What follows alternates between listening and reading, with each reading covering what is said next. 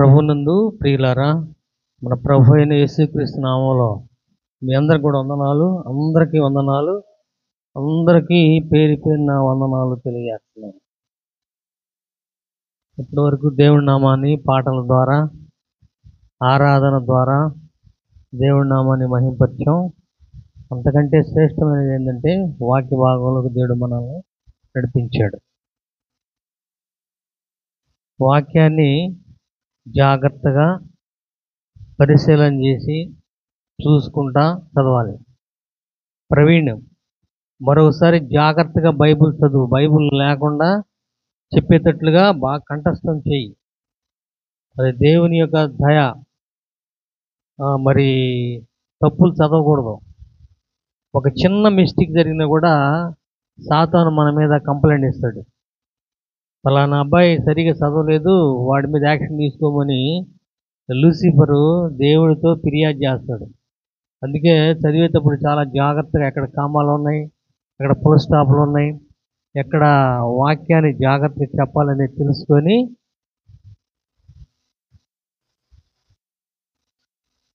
చదవాలి. చదవటం అనేది ఎంత ఇంగ్లీష్ మీడియం అయినా సరే మన మాతృభాష తెలుగు కాబట్టి తెలుగు చక్కగా చదవటం నేర్చుకోవాలి. అంతే. తెలుగు చదివితే మంచి పాండిత్యం వస్తుంది. తర్వాత ఇంగ్లీష్ మీడియం, ముందు తెలుగు చదువుతూ నేర్చుకోవాలి. చాలా సంతోషం. మరొకసారి చదవమన్నప్పుడు చాలా జాగ్రత్తగా తప్పులు లేకుండా ప్రతి వాక్యాన్ని విడమర్చి ఆపి ఆపి ఎక్కడ ఫుల్ స్టాప్లు కామాలు చదివి చదవాలి. అది గొప్ప కృప. సరే, ఈరోజు వాక్యాంశం ఏంటంటే చూడండి, సామెతల గ్రంథము 30వ అధ్యాయము 4వ వచనములో ఆగూరు అనే ఒక దైవజనుడు ఉన్నాడు. సామెతల గ్రంథం 30వ అధ్యాయం 1వ వచనము 4వ వచనం కూడా. అమ్మా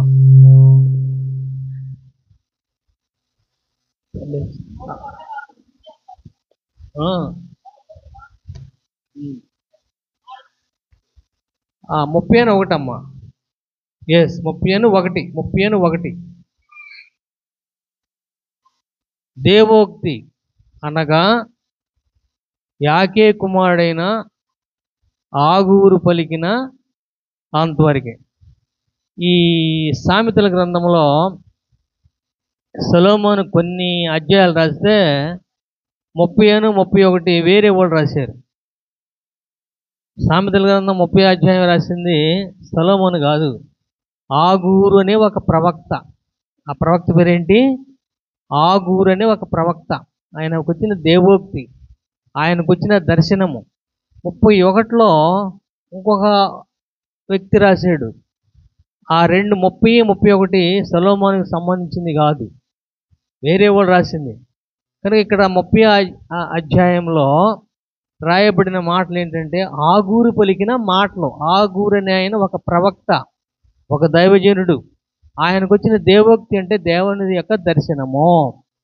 దేవుడు ఆగూరుని పిలిచి కొన్ని మాటలు చెప్పాడంట.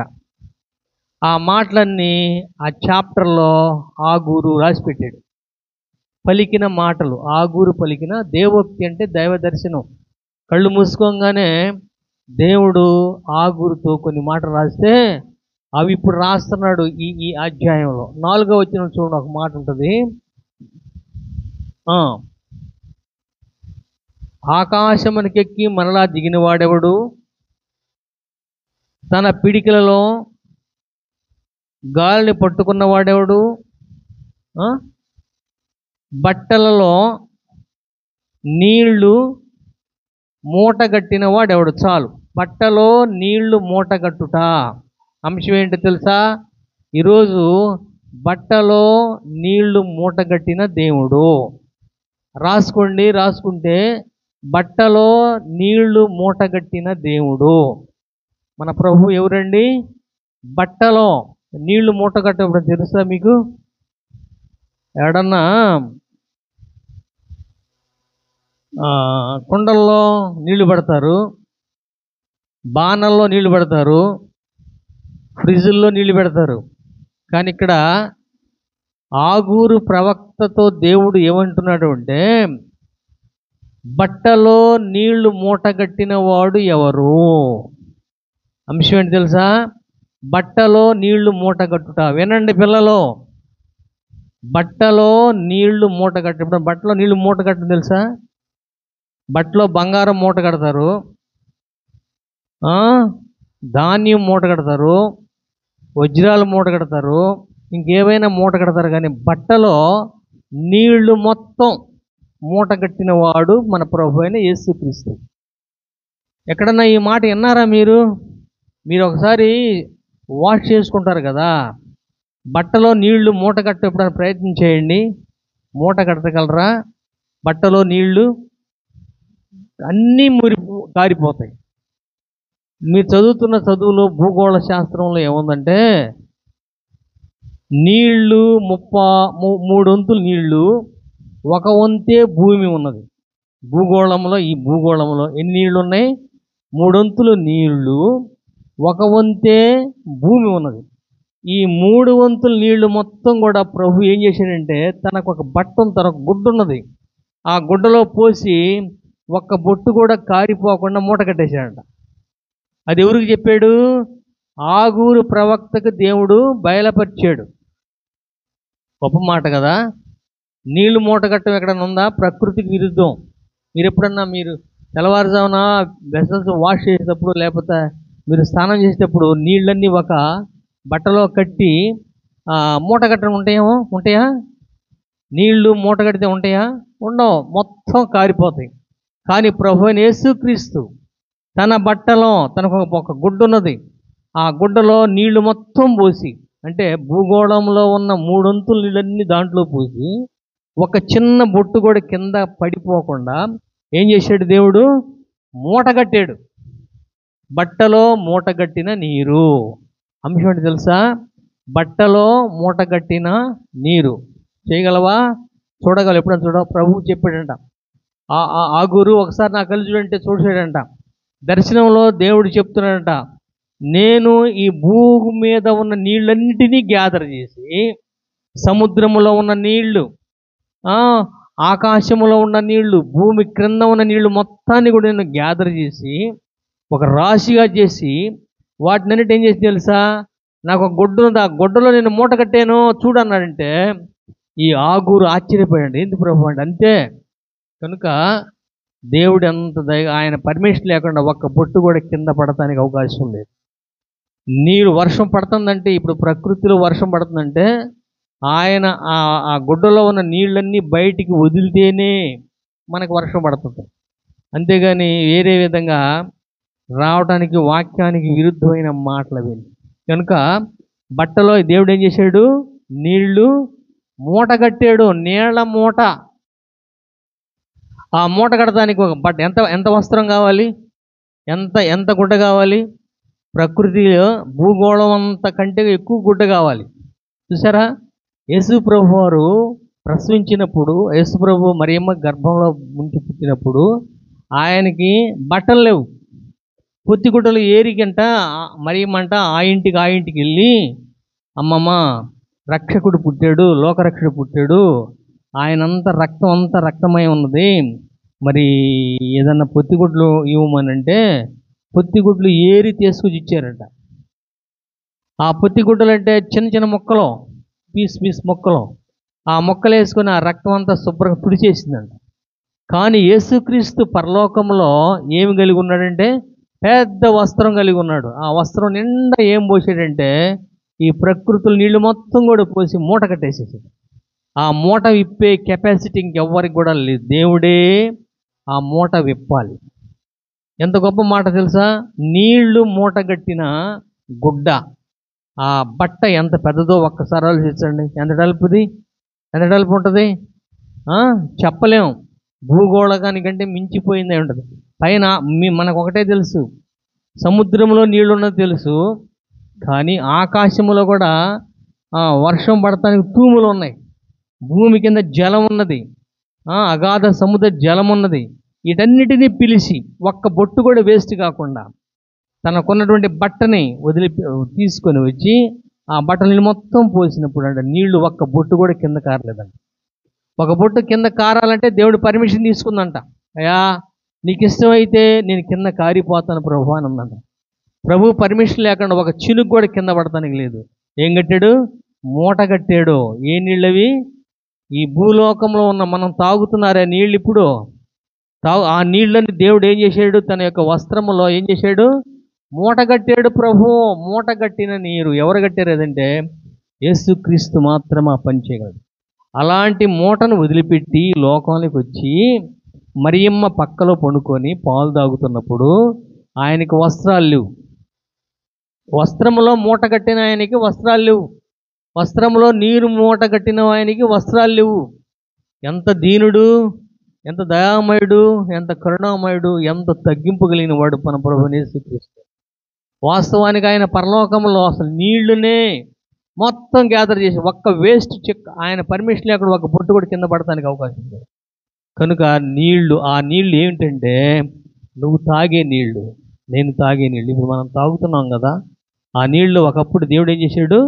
వస్త్రములో మూట కట్టినటువంటి నీళ్లు. ఆ వస్త్రములో నుంచి ఒక్కొక్క బొట్టు కిందకేసినప్పుడు మనకి వర్షం పడుతుంది. కనుక ఎన్ని రకాల నీళ్లు ఉన్నాయంటే పరిశుద్ధ గ్రంథములు 7 రకాలైన నీళ్లు ఉన్నాయి. ఎన్ని రకాల పిల్లలు? 7 రకాల నీళ్లు ఉన్నాయి. 7 రకాల నీళ్లను దేవుడు తన గుడ్డలో 7 రకాలైన గుడ్డల్లో ఆ నీటిని మూట కట్టాడు. మొట్టమొదటిది ఏంటంటే జలము. జలం అంటే నీరు. ప్రపంచంలో ఎక్కడ కనిపించినా నీరు. అది ప్రభువు తన మూటలో తన యొక్క వస్త్రములో మూట కట్టిన నీరని మనం తెలుసుకోవాలి. మనకిప్పుడు పొద్దున్నే వర్షం ఇందాక కూడా వర్షం పడుతుంది, తుప్పలు పడుతున్నాయి. తుఫాన్ అన్నారు, తుప్పలు. ఆ వర్షం ఎక్కడ ఉంది? యేసు ప్రభు వారు తన యొక్క వస్త్రములో మూట కట్టిన నీరవి. ఆ మూటలోంచి నీరు బయటకు తీసి మనకి చల్లుతున్నాడు.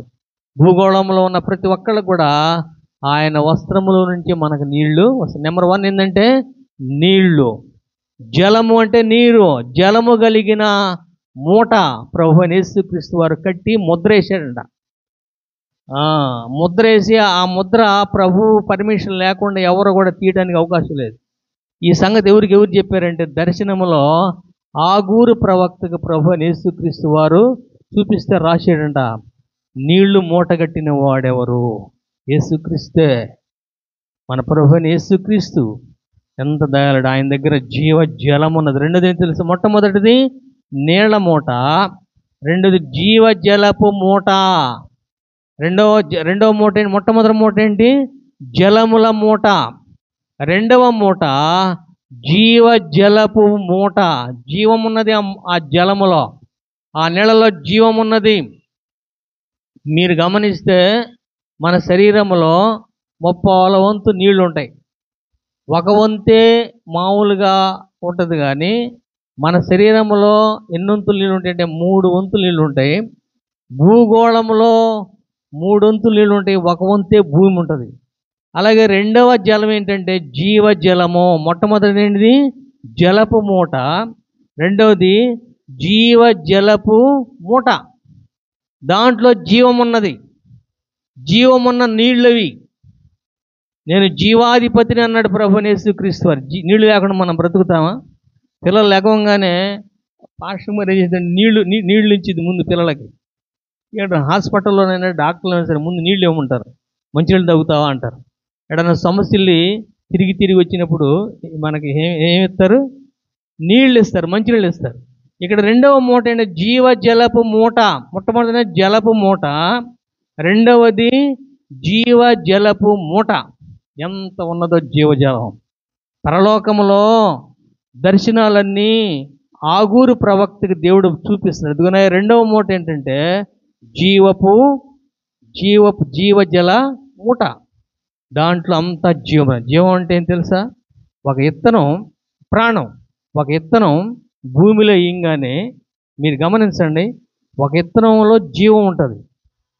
ఆ జీవం ఎప్పుడు బయటకు వస్తుంది అంటే లోపల భూమిలో పడంగానే, వర్షం పడంగానే ఆ దాంట్లో ఇత్తనం బయటకు వస్తుంది, మొక్క బయటకు వస్తుంది. అంతకుముందు మొక్క ఎలా ఉన్నది? జీవము కలిగి ఉన్నది. ఎప్పుడైతే నువ్వు భూమి మీద వేసావో అది ఆవగింజ కావచ్చు, వరి గింజ కావచ్చు, సద్దజొన్న గొన్న కావచ్చు, గోధుమ గింజ కావచ్చు, ఏదైనా దాంట్లో ఏమున్నది? జీవం ఉన్నది. ఎప్పుడైతే నువ్వు భూమి మీద వేసి వర్షం పడంగానే దాంట్లో జీవం బయటకు వస్తుంది. ఆ జీవమే మొక్క.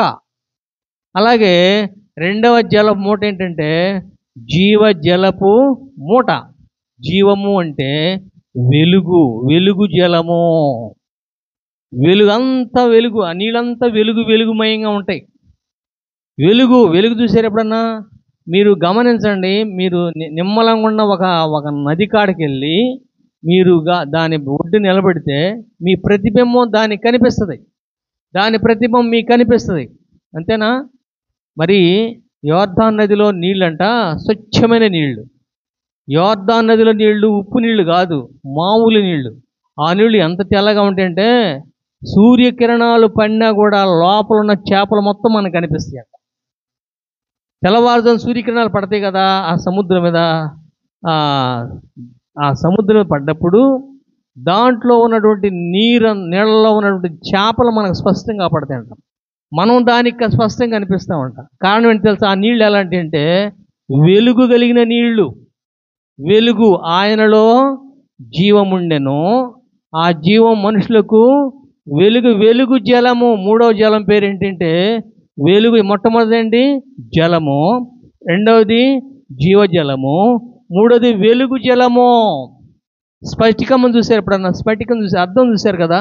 అద్దం ముందు నిలబెడితే మనకేం కనిపిస్తుంది? మన ప్రతిబింబం కనిపిస్తుంది.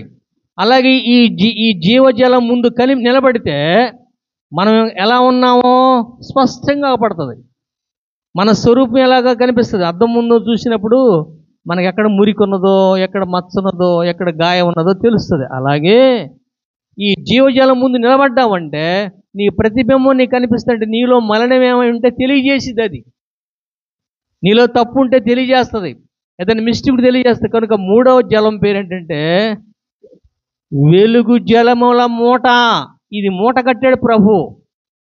ఆగూరు ప్రవక్త అర్థం కాల, మూట దగ్గర ఆ 7 మూటలు తీసుకెళ్ళి 7 మూటల దగ్గర ఈ ఆగూరు ప్రవక్త నిలబెట్టి చెప్తున్నాడు, ఒక్కొక్క విషయం చెప్తున్నాడు ప్రభు. ఇదిగోనయ్యా ఈ ప్రవక్తని ఏమన్నారంటే గొప్ప ప్రవక్త అన్నారు. ఈ ఆగూరు ప్రవక్త ఎవరంటే గొప్ప. ఈ విషయం దేవుడు ఆగూరు ప్రవక్తకే బయలుపరిచాడు. పరిశుద్ధ గ్రంథంలో 66 పుస్తకాలు ఉన్నాయి. 66 పుస్తకాల్లో చాలామంది ప్రవక్తలు ఉన్నారు. ఏ ప్రవక్తకి ఈ దర్శనం దేవుడు చూపించలా, కేవలం ఈ ప్రవక్తకే ఆ ప్రవక్త పేరేంటి? ఆగూరు ప్రవక్త. కాబట్టి మొట్టమొదటి ఎన్ని మూటలు చూపించాడంటే మొట్టమొదటి జలముల మూట చూపించాడు, రెండోది జీవజలముల మూట చూపించాడు, వెలుగు జలముల మూట చూపించాడు. వెలుగు అంతా వెలుగే. ఆ మూట ఓపెన్ చేయగానే అంత వెలుగు వెలుగు వెలుగు. చూడండి సామెతల గ్రంథము, ప్రకటన గ్రంథము 22వ అధ్యాయము 1వ వచనం చదవండి, మీరు తెలుస్తుంది. సామెతల ప్రకటన గ్రంథం 22వ అధ్యాయం 1వ వచనము. మరియు స్ఫటికము వలె మెరయునట్టి, ఏ నది అది చెప్పడం ఒకసారి? జీవజల. స్ఫటికముల వలె మెరయునట్టి. It has reflected as a crystal stone. It was reflected as a crystal stone. స్ఫటికము. ఇప్పుడు మీరు గమనించారు, స్ఫటికము ఎంత స్పష్టంగా ఉంటుందంటే దాని ముందు నిలబడితే మొత్తం కనిపిస్తుంది, నీ పిక్చర్ మొత్తం కనిపిస్తుంది. మీరు బళ్ళు వెహికల్స్ నడుపుతూ ఉంటారు కదా, మోటార్ సైకిల్ కానీ, కార్లు కానీ, బస్సులు కానీ, ట్రైన్స్ కానీ నడుపుతారు కదా. ఒక లెన్స్ పెడతారు, పక్కన సైడ్ మిర్రర్ పెడతారు. ఆ సైడ్ మిర్రర్ స్పష్టంగా వెనకొచ్చే వెహికల్స్ మొత్తం స్పష్టంగా తెలియజేస్తుంది, ముందొచ్చే వెహికల్స్ మొత్తం స్పష్టంగా తెలియజేస్తుంది. అంటే అది దేంతో సమానం అంటే స్ఫటికము లాంటి జీవజలం నది. ఏ నీళ్ళవి? స్ఫటికము లాంటి నీళ్ళు. స్ఫటికం ఎప్పుడైనా చూసారా? స్ఫటికములోనే మన ప్రభువుని చూడాలి, స్ఫటికం లేదు చూడలేం. స్ఫటికం అనేది ఒక వజ్రం, అమూల్యమైన వజ్రం. ఆ వజ్రము లాంటి నీళ్లు, మెరిసే నీళ్లు. కనుక మూడవ దశ ఏంటంటే మెరిసే మెరుపులాగా స్ఫటికములలో మెరయునట్టి. అబ్బాయి ఎంత నీతి సూర్యుడు ఎలా ప్రకాశిస్తాడో. ఎప్పుడైనా మధ్యాహ్నం తప్పుడు సూర్యుడు చూడగలరా? మిట్ట మధ్యాహ్నం తప్పుడు 12 టైంలో సూర్యుడు చూడగలరా? చూడలేం, కళ్ళం నీళ్ళు గారుతాయి. అలాగా మెరిసిపోతున్నాయి అంట నీళ్లు. అలాగా మెరిసిపోయే నీళ్లు ఏం చేశాడు దేవుడు? మూట కట్టాడు. ఎన్నో మూట? మొట్టమొదటి ఏ మూట? జలముల మూట. రెండవ మూట జీవజలముల మూట. మూడవది ఏంటంటే మెరైనట్టి మెరైనట్టి నీళ్ళన్నీ మెరిసిపోతున్నాయి. తల మెరిసి తెల్ల. ఎప్పుడు చూసారా? అవి పరలోకంలోనే మనం చూడగలం. ఈ భూమి మీద ఎక్కడ చూసినా నీకు కనిపించవు. ప్రపంచంలో నలుదిక్కులు ఎక్కడ పోయినా ఇది కనిపించదు. కేవలం దేవుడు ఆగూరు ప్రవక్తకి దర్శనంలో చూపించినటువంటి ఆ దర్శనాన్ని రాశాడు ఇక్కడ. మూడవ మూట పేరేంటంటే మూడవ పూట వెలుగు జలముల మూట. నాలుగో మూట మధురమైన మూట. మధురమైనటువంటి జలము, మధుర జలము. మధురం అంటే ఏంటి? తీయగా ఉంటుంది. ఆ నీళ్లు తాగితే తీయగా ఉంటాయి. తేనె ఎప్పుడన్నా తాగారా మీరు? తేనె టెస్ట్ చేసారా? స్టాలిన్ తేనె చూసా ఎప్పుడన్నా? టేస్ట్ చేసావా? ఎలా ఉంటుంది? ఎట్లా ఉంటుంది? తీయగా ఉంటుంది. తీయగా మరి ఒక పేరండి మధురం. ఆ నీళ్లు తాగితే మధురంగా ఉంటాయి. ప్రపంచంలో నీళ్ళన్నీ కూడా గ్యాదర్ చేసి వాటిని ఏం చేశాడు దేవుడు? మూట కట్టాడు. ఆ మూట పేరు ఏంటంటే మధుర జలముల మూట. ఎంత ఆశ్చర్యపోయాడంట ఎవరు? ఆగూరు ప్రవక్త. ఇన్ని రకాల నీళ్ళు ఉన్నాయా ప్రభువా? అవును, అన్ని రకాల నీళ్ళు ప్రభువు దగ్గర. మంచి నీళ్ళు దొరుకుతాయి. తేనె కంటే మధురమైనటువంటి మధుర జలముల మూట దేవుడు ఎవరికి చూపించాడంటే ఆగూరు ప్రవక్తకు. ఇది 4వ మూట. గమనించండి. అందరిని నేను అడుగుతాను, అఖిల్ అందరిని అడుగుతా. మొట్టమొదటి మూట ఏంటి? జలముల మూట. రెండవది జీవజల మూట. మూడవది వెలుగు మూట. 4వ మూట మధుర జలముల మూట. మధురం. మరంట ప్రయాణం చేస్తున్నారంట. 6 లక్షల మందిని తీసుకొని మోషే అరణ్యంలో ప్రయాణం చేస్తున్నారంట విశ్వాసులని. ఎంతమందిని? 6 లక్షల మంది. ఒకళ్ళ ఇద్దరా? 6 లక్షల మంది సంఘాన్ని విశ్వాసులను తీసుకొని ఎక్కడ ప్రయాణం చేస్తున్నాడు? అడవిలో 40 సంవత్సరాలు ప్రయాణం చేస్తున్నప్పుడు నీళ్ళు అయిపోయినాయంట పాపం. పిల్లలందరూ కూడా మంచినీళ్ళు అరుస్తున్నారంట. అందరూ అరుస్తున్నారంట. చిన్నపిల్లలందరూ కూడా పెద్దలు నీళ్లు లేకపోతే ఉంటాం మనం? అన్నం తినేటప్పుడే నీళ్ళు పెట్టుకుంటాం. దాహం అయినప్పుడే కాదు, అన్నం తినేటప్పుడు నీళ్ళు పెట్టుకుంటాం. ఈ 6 లక్షల మందికి ఎంత నీళ్లు కావాలి? ఎన్ని నీళ్ళు కావాలి?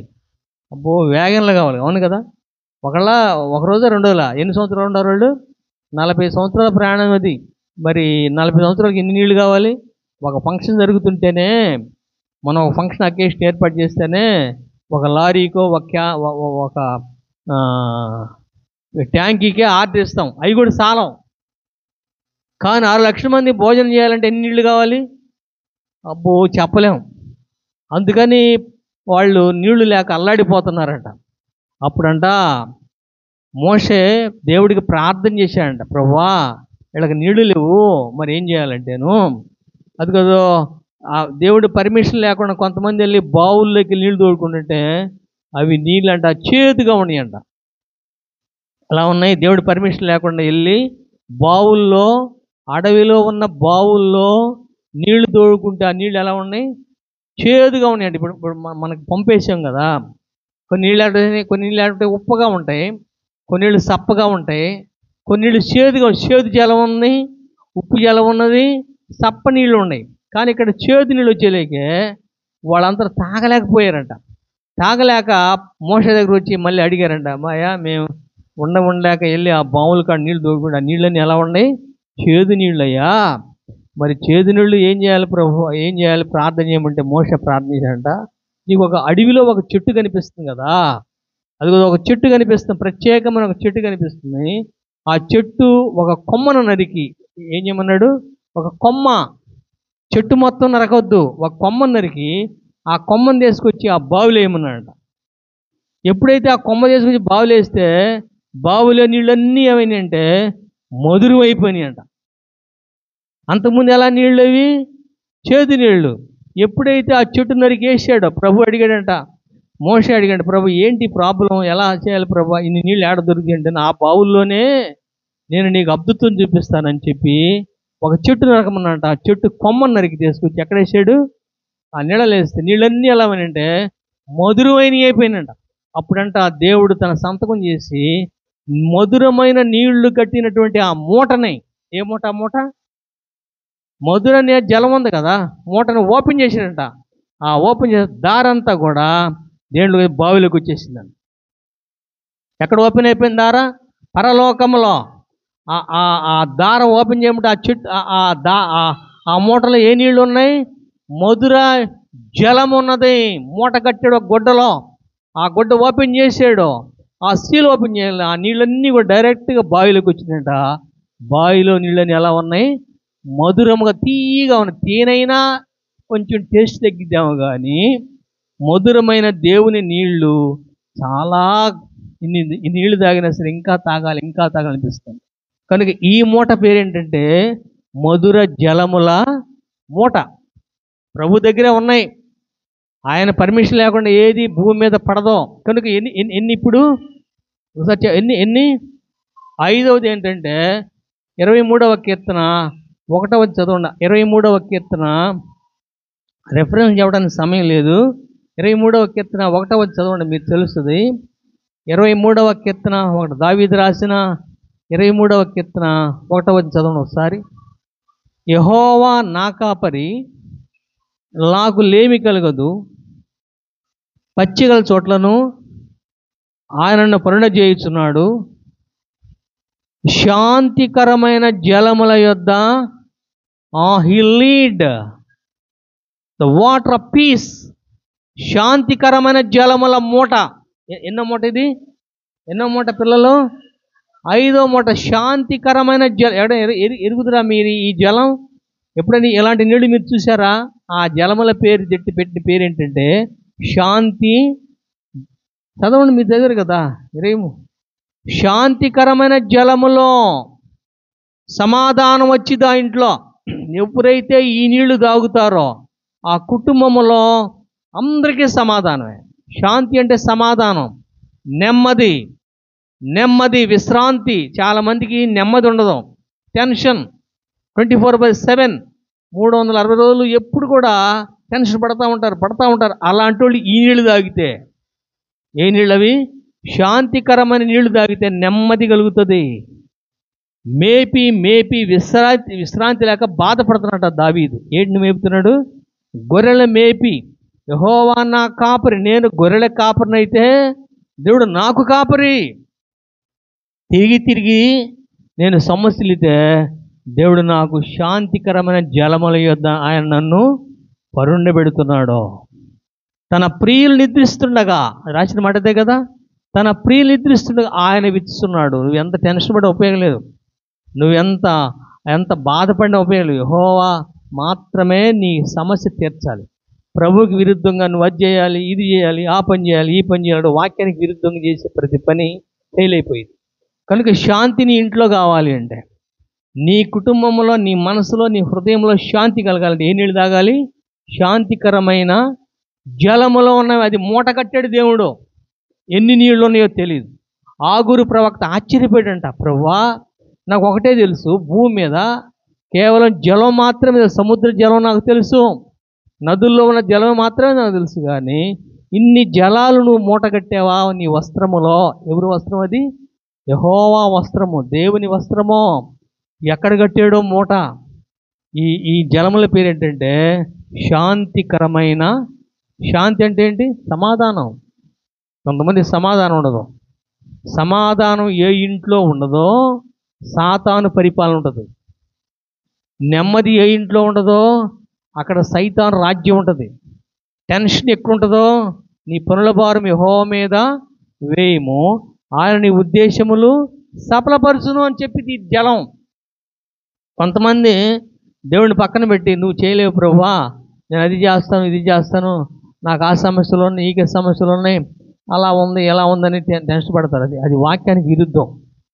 కేవలం ప్రభు దగ్గర పోగానే ఆ సమస్య తీరడానికి ఏ జలం ఇస్తాడు? శాంతికరమైన జలం నీకు ఇస్తాడు. శాంతి. నెమ్మది లేని జీవితం ఆ కుటుంబమే కాదు, వాడి జీవితంలో నెమ్మది లేదనుకోండి, 24/7 24 గంటలు 100 సంవత్సరాలు బతికిన వాడికి ఎప్పుడు కూడా బాధపడతాం. అది చేద్దాం, ఇది చేద్దాం, అది సాధిద్దాం, ఇది సాధిద్దాం, చివరికి 0 స్టేజీలోకి వస్తుంది. కనుక అదంతా పక్కన పెట్టాయా ఆగురు. నేను చెప్పినట్టు నువ్వు ఒక బొట్టు మంచినీళ్ళు తాగన్నట్లుగా ఆ శాంతికరమైన జలములు ఆగురు తాగాడంట. ఆ ఒక్క బొట్టే కొంచెమే తాగాడంట, శాంతి సమాధానం ఏర్పడిందంట. వాక్యం చెప్పాలంటే శాంతి కావాలి, ప్రార్థన చేయాలంటే శాంతి కావాలి, నెమ్మది కావాలి, ఒక మనిషితో మాట్లాడాలంటే నెమ్మది కావాలి. ఈ నెమ్మది దొరికే జలం ఏంటంటే శాంతికరమైన, ఇది ప్రభువు మాత్రమే నీకు ఇవ్వగలడు. లూసిఫర్ ఇవ్వలేడు, అసలు వాడికి చేత కాదు, వాడికి తెలియదు ఈ జలం గురించి. మధురమైన జలం తెలుసు, చేదు జలం తెలుసు లూసిఫర్కి, ఉప్పు జలము తెలుసు లూసిఫర్కి, సప్పగా ఉండే జలం తెలుసు లూసిఫర్కి.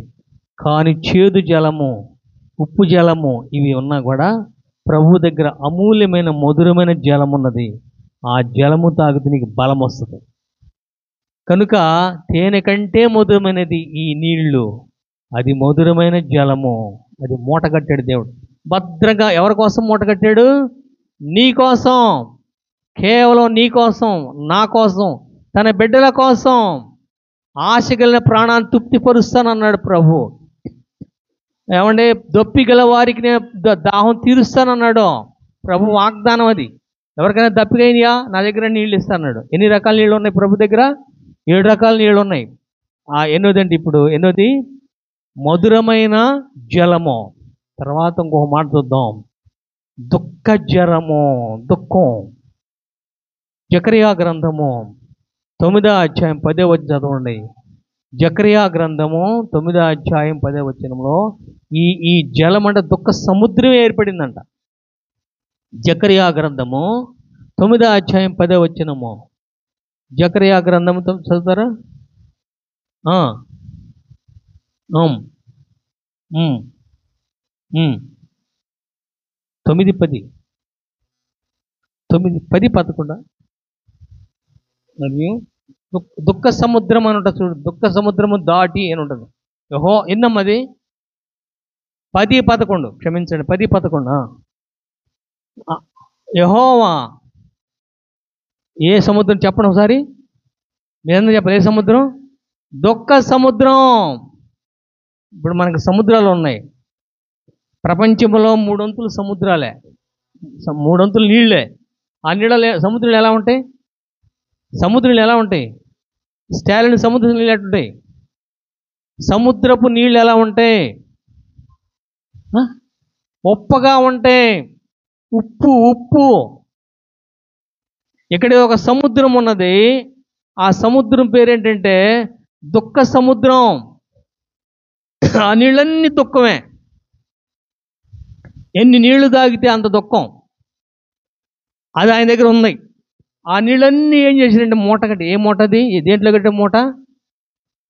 దుఃఖ సముద్రపు నీళ్లు, దుఃఖపు నీళ్లు తన వస్త్రములో మూట కట్టి సీలేసేసాడు. ఆ నీళ్లు మనకు అవసరం. దుఃఖపడు వారు ధన్యులు, వారు ఓదార్చబడుతారు అన్నాడు ప్రభు. పరలోక సంబంధమైన దుఃఖం కావాలి. లోక సంబంధమైన దుఃఖం రక్షణ మారు మనసు కలుగు చేయదు. లోక సంబంధమైన దుఃఖం అంతా మనకి కీడు కలుగు చేస్తుంది, అన్ని ప్రాబ్లం చేసుకొస్తుంది. కానీ దేవుడిచ్చే దుఃఖం, నిజమైన దుఃఖము, రక్షణార్థమైన మారు మనసుకు నడిపించేటువంటి మనసు కలిగింది దుఃఖం. ఈ నీళ్లు తాగితే, ఆ నీళ్ళు పేరేంటి? దుఃఖ జలముల మూట. దుఃఖ జలముల మూట. ఇది నువ్వు కలిగి ఉన్నావా? ఒక్కసారి నిన్ను నువ్వు పరీక్ష చేసుకో. కనుక ప్రభు చెప్తున్న మాట, ఆయన దుఃఖములో ఉన్న ఆయన తాగే నీళ్లు, ఆయన పెట్టిన నీళ్లు తాగితే నీకు ఆశీర్వాదం. అవి దుఃఖం కలుగు చేసేదే కావచ్చు, కానీ ఎన్ని నీళ్లు తాగితే అంత సంతోషం నీకు వస్తుంది. కనుక ఈ మూట పేరు ఏంటంటే దుఃఖ జలముల మూట. గొప్ప కృప కదా, ఎంత గొప్ప ఆశీర్వాదం. ఒకసారి చదవండి, ఒకసారి అందరూ చెప్పండి ఒకసారి. మొట్టమొదటిది ఏంటి? జలముల మూట, జీవజలముల మూట, వెలుగు జలముల మూట, మధుర జలముల మూట, శాంతి జలముల మూట, దుఃఖ జలముల మూట. గొప్ప మాట కదా. ఇవి నీవు కలిగి ఉన్నావా? ఇవన్నీ ప్రభు దగ్గర దేవుడు నీకు ఇస్తాడు, నాకు ఇస్తాడు, అందరికి ఇస్తాడు. జలములు, మామూలు జలము, దుఃఖం, దుఃఖం ఉండాలి. దైవ సేవకుడు ఎప్పుడు కూడా దుఃఖం ఉండాలి, ఎప్పుడు కూడా దుఃఖిస్తూ ఉండాలి. పరలోక సంబంధం దుఃఖమై ఉండాలి, లోక సంబంధం దుఃఖం కాదు. పరలోక సంబంధం యేసు ప్రభుకు ఒక పేరు ఉంది, దుఃఖాకాంతుడు. యేసయ్యకున్న పేరేంటి? దుఃఖాకాంతుడు. ఎప్పుడు కూడా ఆయన ఏడుస్తూనే ఉంటాడు. ఆయన ఎప్పుడు నవ్వినట్టుగా ఈ సువార్తల్లో ఎప్పుడు కూడా మనం చూడం. యేసు ప్రభు వారు 33 సంవత్సరాలు జీవించినప్పుడు ఆయన ఎప్పుడు కూడా ఏడుస్తూనే ఉన్నాడు. ఎందుకు ఏడుస్తున్నాడు అంటే, ఆయన నువ్వు నేను మారు మనసు పొంది ఆయన దగ్గర ఉన్నటువంటి ఆ జ్వలాలను మనం స్వీకరించిన ప్రభు కోరికై ఉన్నది. కనుక దుఃఖ సముద్రము, దుఃఖము ఎప్పుడు కూడా దుఃఖం కలిగి ఉన్నాడు. కనుక ఈ రాత్రి సమయంలో ప్రభు దగ్గర ఉన్నటువంటి ఆ జలముల మూట ఏంటంటే ఎన్ని? 7 6. ఈ 6ని మనం కలిగి ఉండాలి. అప్పుడు మాత్రమే మన యొక్క హృదయంలో నెమ్మది కలిగి ఉంటుంది. ప్రభు దగ్గరికి పోవాలి. ప్రభువా, నీ దగ్గర మూటలు ఉన్నాయి కదా, ఒక్కొక్కటి చూపించమంటే ప్రభు నీకు చూపిస్తాడు, నాకు చూపిస్తాడు. అవి నువ్వు తాగాలి, నేను తాగాలి. మధురమైన జలముల మూట, ఆశీర్వాదకరమైన మాట, శాంతి శాంతి శాంతి. దేవుడు ఈ యొక్క ఆశీర్వాదం కలిగినటువంటి ఈ 6 మూటలను ప్రభు నీటిలో గుడ్డలో మూట కట్టి దాని మీద ముద్ర వేసి ఎవరైతే దప్పికొని ఉంటారో వాళ్ళ దగ్గర రమ్మన్నాడు. ఎక్కడ రమ్మన్నాడు? దప్పికొనిన వారా నా దగ్గరకు వచ్చి నేను ఇచ్చు జీవజలమును స్వీకరించమన్నాడు. కనుక నువ్వు ఏది అడిగితే దేవుడు అది ఇస్తానికి సంసిద్ధంగా ఉన్నాడు. అవి నీకు ఆశీర్వాదం. లోక సంబంధమైన దేవుడిచ్చేవే నీకు ఆశీర్వాదం, నాకు ఆశీర్వాదం. దేవుడి చిన్న వాక్యాన్ని దీవించి ఆశీర్వదించను గాక. తలల వంచి కళ్ళు మూసినట్లయితే ప్రార్థన చేసుకున్నాం. పరిశుద్ధుడా, కృపగల దేవా, నీకు వందనాలు ప్రభువా. నీళ్లను ప్రభువా నీ మూట గట్టి ఉన్నావు తండ్రి. లోకములో ఉన్నటువంటి ప్రతి జలమును ప్రభువా నువ్వు 6 మూటలుగా నువ్వు కట్టి ఉన్నావు తండ్రి. అవి మేము స్వీకరించడానికి ప్రభువా మమ్మల్ని మీరు ఆహ్వానిస్తున్నావు తండ్రి. వాటిని స్వీకరించి వాటిని మేము ప్రభువా నీ నామాన్ని మహింపరిచే విధంగా వాడుకునే కృప మాకు దయచేయమని యేసుక్రీస్తు పరిశుద్ధ నామములో ప్రార్థించి అడిగి వేడుకుంటున్నాం తండ్రి. ఆమేన్.